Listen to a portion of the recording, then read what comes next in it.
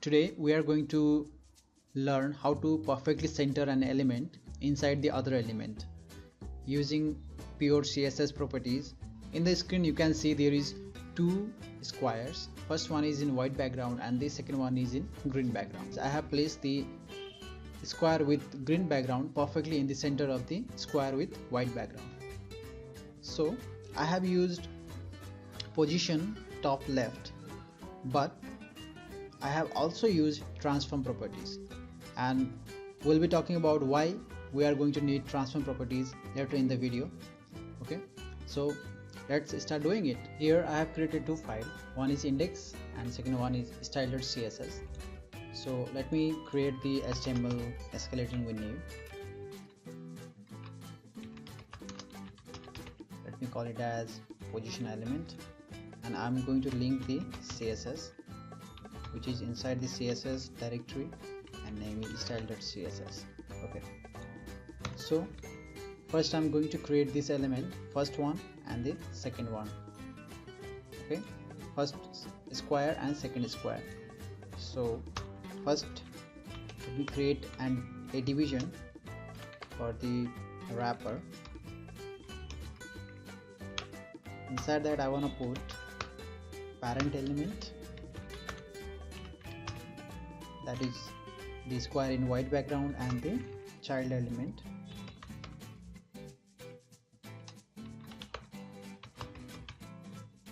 Okay,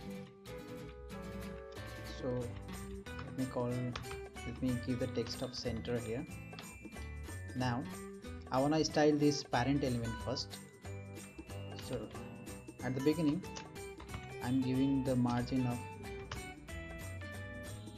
0 to the body as well as padding of 0, and background is gray as always. Now I have a parent class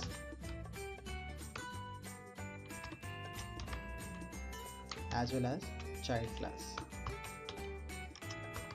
Okay, so our parent class will have background of white. Let me give padding of okay, let me give minimum height of 50 rem and a box shadow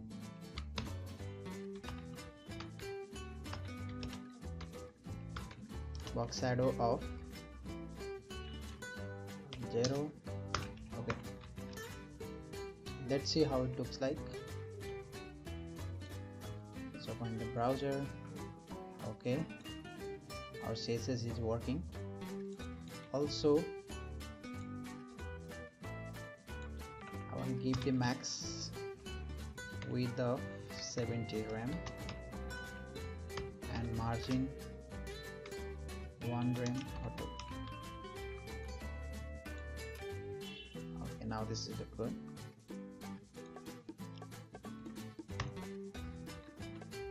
Now in the child class I want to give background of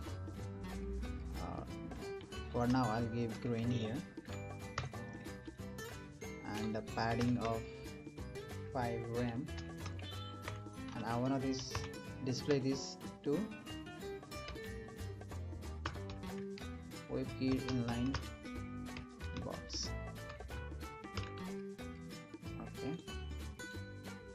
Okay, I'll also give the color of white. Okay, so that this look nice. Now what I want to do is I want to place this element, this center element or child element, perfectly in the middle. So what we generally do is we first give the position of absolute position to this child class and set the top to the 50% and left to the 50%. What it does is it will give the margin of 50% from top and left, so that technically it should be in the middle of the first element. But let's see what happens. Okay, so as you can see this is not quite in middle, right? So this is slightly aligned to the right side. and the bottom. So this is not in perfect position.